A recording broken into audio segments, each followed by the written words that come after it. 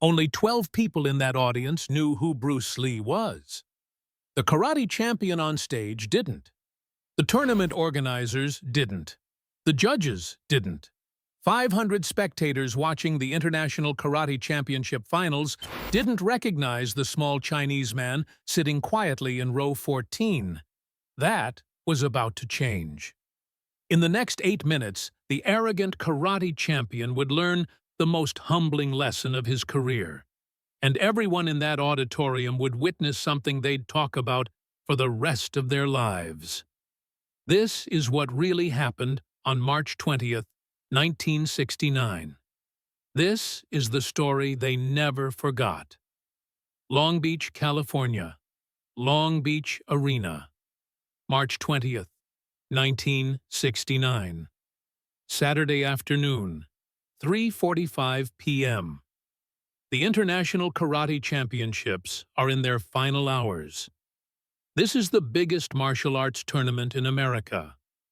Competitors from 12 countries, 20 different styles: Shotokan, Goju-ryu, Wado-ryu, Kyokushin, Tang-Sudo, Kenpo.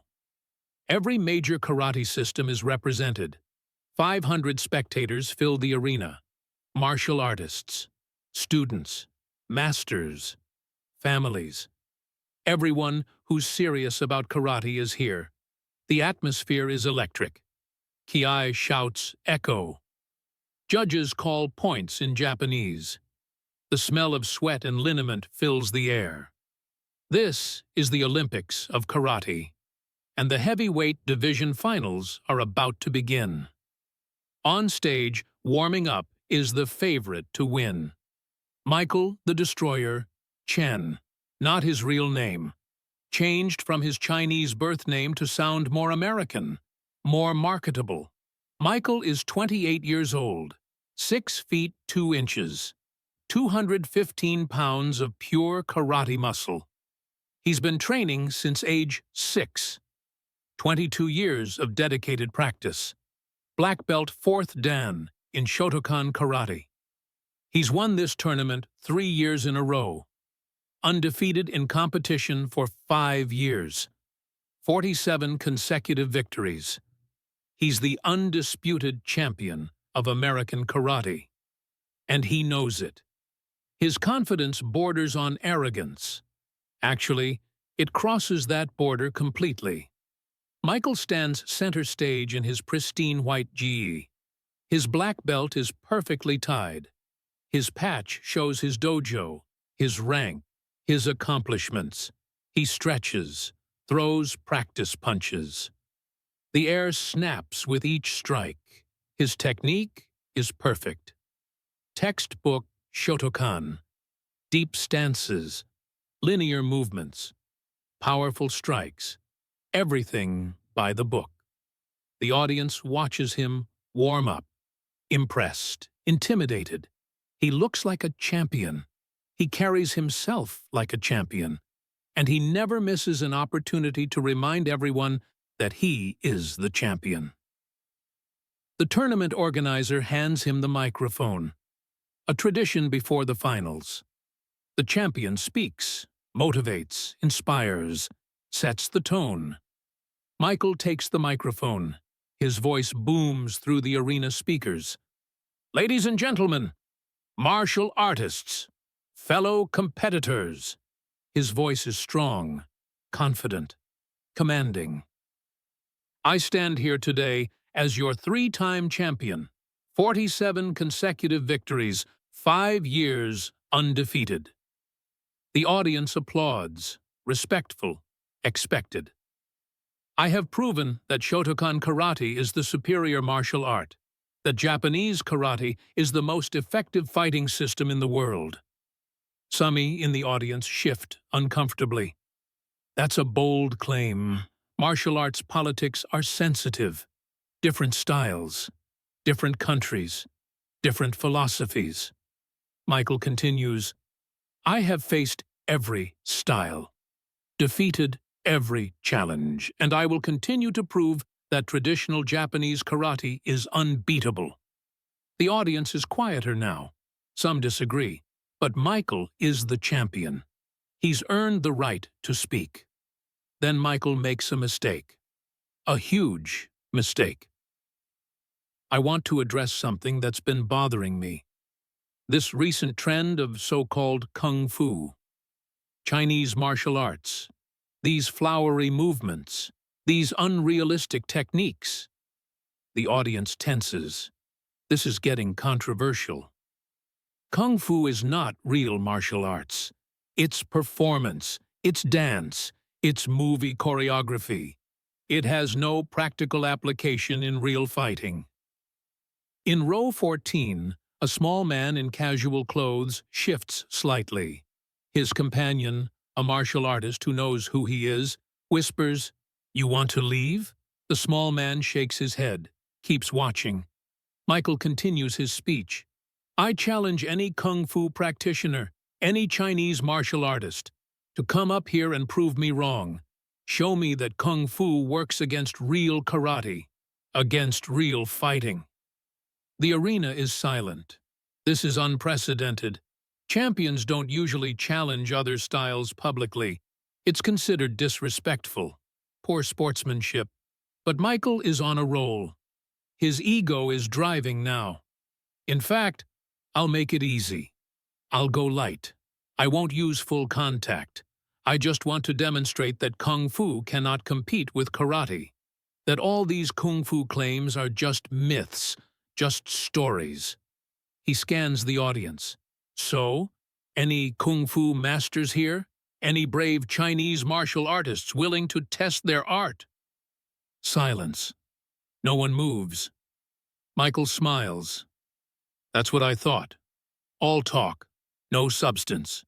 Kung fu is, I'll accept your challenge." The voice comes from row 14. Quiet. Calm.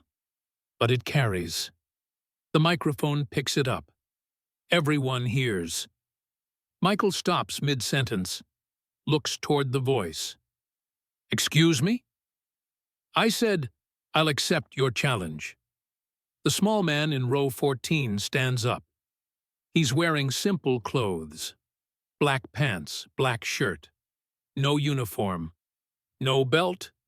No patches. He looks like a spectator, not a competitor. Michael squints. Can't see him clearly. The lights are in his eyes. "You do kung fu?" "I practice Chinese martial arts, yes." "What style?" "Wing Chun, and my own system, Jeet Kune Do." Michael has never heard of Jeet Kune Do. Wing Chun he knows vaguely, some close-range Chinese style. "And your name?" "Bruce Lee." Michael still doesn't recognize the name. He's been so focused on karate tournaments, he doesn't follow kung fu, doesn't watch Hong Kong action shows, doesn't know about the Green Hornet, doesn't know that Bruce Lee is already famous in martial arts circles.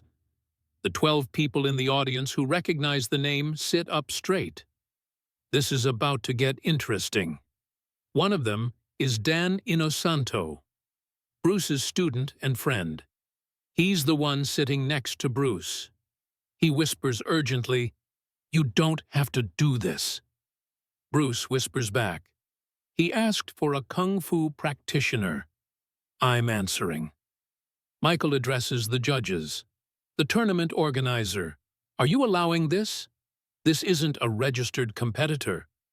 The tournament organizer, Mr. Ed Parker, speaks into his microphone.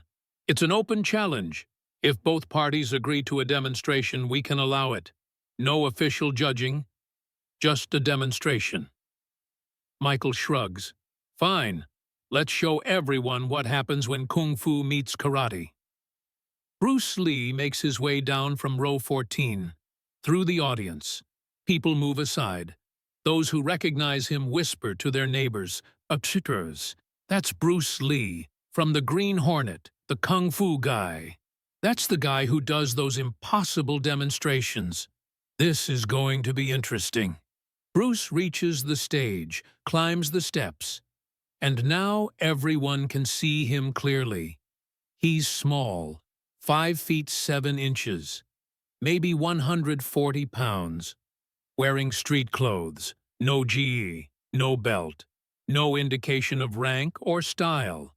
Michael towers over him, 7 inches taller, 75 pounds heavier, in a crisp competition GE, a 4th-degree black belt around his waist.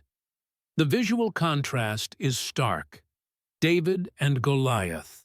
Except in this story, David doesn't even have a sling. The audience murmurs, "This looks like a mismatch." Michael is trying not to smile. This is going to be easy. He expected some kung fu master, some older Chinese instructor with credentials. Not this small guy in street clothes who looks like he wandered in from the audience. "You're sure you want to do this?" Michael asks, offering a way out, trying to seem generous. "I'm sure," Bruce says calmly. Mr. Parker addresses the audience. "Gentlemen, for those who don't know, this is Bruce Lee. He's a martial arts instructor from Los Angeles. He teaches Wing Chun and his own system, Jeet Kune Do. He's also an actor, played Kato on the Green Hornet television show." Some audience members nod. They remember the show. That explains the name. Michael is less impressed. An actor. This makes more sense now. Movie fighting, choreographed, fake. Exactly what he was talking about. This is perfect. He'll demonstrate his point. Show everyone the difference between real martial arts and movie martial arts. Mr. Parker continues, "This will be a friendly demonstration. Light contact. We're showing the differences between styles, not fighting. Everyone understand?" Both men nod. But Michael has a different plan. He's going to press hard. Push this actor. Make him look foolish. Prove his point about kung fu. They face each other center stage. Michael settles into a deep karate stance. Zenkutsu Dachi. Front stance, weight forward, ready to explode. His front fist is chambered, his rear fist ready. Textbook form. Bruce stands naturally, no deep stance. Feet shoulder-width apart. Weight centered. Hands up but relaxed, mobile, alive. It doesn't look like a fighting stance to the karate-trained audience. It looks casual, unprepared. Michael thinks he knows what's about to happen. He's fought dozens of opponents. He knows how fights start. He'll close distance, use his reach advantage, land a controlled punch. The kung fu guy will try to block. Maybe throw some spinning technique, something flashy. Michael will counter. Demonstrate superior karate. Everyone will see that real fighting beats movie fighting. The judge signals. Begin. Michael moves first, steps forward with a textbook oizuki. A lunging punch, front hand, aimed at Bruce's chest. Proper form, controlled, fast for his size. Bruce is already not there. He's moved, offline, just slightly. Michael's punch hits air, where Bruce was, not where he is. Michael recovers, resets, tries again. Mei Jerry, front kick, snap kick to the midsection. Again, proper form, clean technique. Again, Bruce isn't there. He's moved, minimal movement, just enough. Michael's kick extends into empty space. The audience is confused. Michael is executing perfect techniques, but he's not landing anything. Bruce isn't even blocking, just moving. Not there when the techniques arrive. Michael increases his pace. Combination, punch-punch-kick, gyakuzuki, oizuki, mawashigeri, reverse punch, lunge punch, roundhouse kick. The techniques are fast, powerful, tournament-winning combinations. Bruce flows around them, under the first punch, outside the second, away from the kick. Like water, like he knows what's coming before it arrives. The karate practitioners in the audience recognize something. Michael is fast. His techniques are clean, but Bruce is faster, much faster. And he's reading Michael, seeing the telegraphs, the weight shifts, the chamber movements. Every karate technique has preparation, setup. Bruce sees it, processes it, responds. Before the technique is fully launched, Michael is getting frustrated. He's throwing perfect techniques, but hitting nothing. He decides to press harder. Forget the light contact agreement. He wants to touch this guy. Prove the point. He launches a full-power Meijeri, front thrust kick aimed at Bruce's chest. Real power, real intention. Bruce's hand rises, meets the kick, not blocking, intercepting. His palm makes contact with Michael's shin, just before full extension, just at the right angle. Michael's kick is redirected, pushed offline, just inches, but enough. Michael's balance is compromised for a moment, and in that moment, Bruce moves. He steps in, close range, Wing Chun range. His right hand shoots out, a straight blast, aimed at Michael's center line, but pulled, stopped inches from Michael's face. Contact made with the air, not the target. The message is clear. That could have landed, should have landed, would have landed if Bruce wanted it to. Michael steps back, breathing harder, frustrated. This isn't going as planned. The small kung fu actor is making him look bad, making his techniques look slow, ineffective. Michael's pride is hurt. His ego is wounded. He needs to land something, prove his point. He settles into fighting stance again, deeper, more committed. "Is that all you've got?" Bruce asks quietly.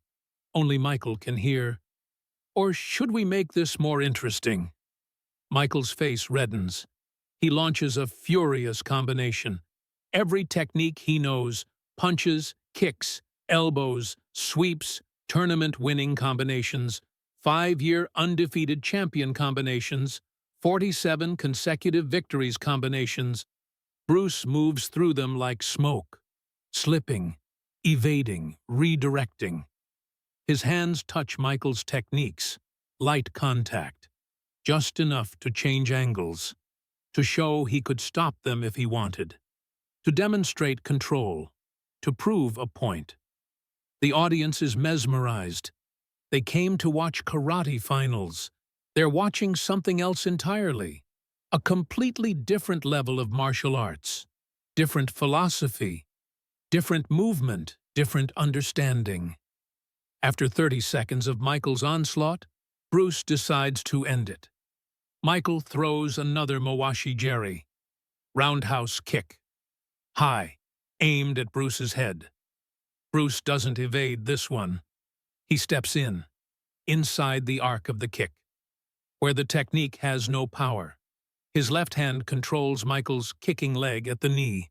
His right hand shoots to Michael's throat, stops, 1 inch away, extended, perfectly placed.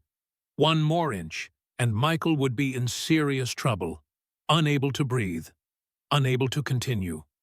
The fight is over. Bruce holds the position for 3 seconds, long enough for everyone to see, long enough for Michael to understand, long enough for the lesson to register. Then Bruce releases, steps back, gives Michael space. Michael stands there, breathing hard, sweating, ego shattered. He just got dominated by someone 75 pounds lighter, someone without a karate rank, someone he called a movie actor, someone he said practiced fake martial arts. The silence in the arena is deafening. 500 people just watched the impossible, watched kung fu make karate look ineffective, watched a small man control a champion, watched movie techniques work against real fighting. Everything they thought they knew about martial arts has been challenged. Mr. Parker takes the microphone. "Gentlemen, that was..." That was an excellent demonstration of two different approaches to martial arts. Let's give both competitors a round of applause. The audience erupts. Not polite applause, genuine amazement. They just witnessed something special, something unique. Michael bows stiffly. His pride is destroyed, but his integrity remains. He extends his hand to Bruce. I underestimated you. Bruce shakes his hand. You have excellent technique, excellent form, but technique alone isn't enough. You have to understand the principles, the concepts, the philosophy. What do you mean? You're fighting the way you've been taught, following the rules, the kata, the patterns. Real combat has no rules, no patterns. You have to be water. Michael has heard this before. Be water. Bruce Lee's philosophy. He never understood it. Now he does. Bruce continues. Your techniques are perfect for tournaments, for point sparring, for the system. But real fighting, real self-defense, you need to adapt, to flow, to respond to what is, not what you've practiced. The audience is leaning in, trying to hear. Mr. Parker makes a decision. Mr. Lee, would you be willing to share more? Perhaps a short demonstration, an explanation? Bruce looks at Dan Inosanto in the audience. Dan nods encouragingly. All right, Bruce says. I'll show you what I mean. For the next 15 minutes, Bruce Lee gives an impromptu demonstration. He explains Wing Chun principles, economy of motion, centerline theory, simultaneous attack and defense. He demonstrates Chi Sao, sticking hands, sensitivity training. He shows how it develops reflexes faster than kata. He explains Jeet Kune Do, his personal philosophy, using no way as way, having no limitation as limitation. He demonstrates on volunteers, shows how classical styles have limitations, how traditional stances limit mobility, how chambering techniques wastes time, how following rules makes you predictable. The karate practitioners in the audience are experiencing cognitive dissonance. Everything Bruce is saying contradicts their training, their beliefs, their understanding of martial arts. But they can't deny what they saw. What they're seeing. It works. Undeniably. Obviously. Michael stands on stage, watching, listening, learning. His arrogance is gone, replaced by humility, by curiosity, by the desire to understand. At the end of the demonstration, Bruce addresses the audience. I don't say this to disrespect karate. Karate is an excellent martial art, excellent discipline, excellent for physical development and character building. But if you want to fight effectively, you must go beyond style, beyond system, beyond tradition. You must discover what works for you, your body, your attributes, your situation. Don't practice kata because that's what you've been taught. Practice techniques because they work for you, against real opponents, in real situations. The audience is silent. Processing. Many are uncomfortable. Some are angry. Their traditions challenged. Their years of training questioned. But many others are intrigued, excited. They've just seen a different path, a different possibility. Mr. Parker thanks Bruce. The demonstration ends. Bruce returns to his seat. Dan Inosanto is grinning. That was amazing. I didn't mean to embarrass him, Bruce says, but he challenged Kung Fu. He challenged me. He needed to understand. Oh, he understands now. Trust me. The tournament continues. The finals proceed. Michael wins his 4th consecutive championship. His technique is still excellent. His karate is still superior to his competitor. But something has changed. His confidence is different, more humble, more aware. After the tournament, Michael approaches Bruce in the parking lot. "Mr. Lee, can we talk?" Bruce nods. They sit on the hood of Bruce's car. Evening is falling. The arena is emptying. Michael speaks. "I've been thinking about what you said, about being water, about adapting. And I want to learn. I want to understand what you showed today. Can you teach me?" Bruce studies him, sees sincerity, sees humility, sees potential. "I don't take many students. My time is limited. I'm filming, teaching private clients, developing my system." "I understand, but I'm asking anyway. I'm willing to work, to learn, to start over if I have to." Bruce considers. "You don't have to start over. Your karate is excellent. Your foundation is solid. You just need to expand it, to see beyond the system. Will you teach me? I'll give you a chance. Come to my school, Los Angeles, Saturday mornings. We'll see if you're serious." Michael shows up that Saturday, and the next, and the next. For 2 years, he trains with Bruce Lee, learning Wing Chun, learning Jeet Kune Do, unlearning the limitations of classical karate. He continues competing, but his approach changes. His understanding deepens. He remains champion, but he fights differently, more fluidly, more adaptively, more like water. The 12 people in the audience who knew who Bruce Lee was? They told everyone what they witnessed. Word spread. The karate community talked, debated. Some dismissed it. Sour grapes. Exaggeration. But those who were there knew the truth. Many came to Bruce's school, wanting to learn, wanting to understand. The International Karate Championships of 1969 became legendary. Not for the finals, not for the championship, but for the 8 minutes when an unknown actor made the champion look ordinary. When Kung Fu proved itself against karate. When Bruce Lee announced to the martial arts world that something new was coming, something different, something revolutionary. Michael, the Destroyer, Chen retired from competition in 1971. He became an instructor, teaching a blend of Shotokan and Jeet Kune Do, honoring both his roots and his evolution. He tells his students about March 20th, 1969. The day his arrogance met reality. The day the champion became a student. The day Bruce Lee taught him that being the best in your system isn't the same as being the best. And the day he learned that the deadliest opponent is the one you underestimate. 500 witnesses, 12 who knew, 1 who learned, and 1 who taught. March 20th, 1969. Long Beach Arena. The day Kung Fu earned respect. The day Bruce Lee stepped out of the audience and changed martial arts forever.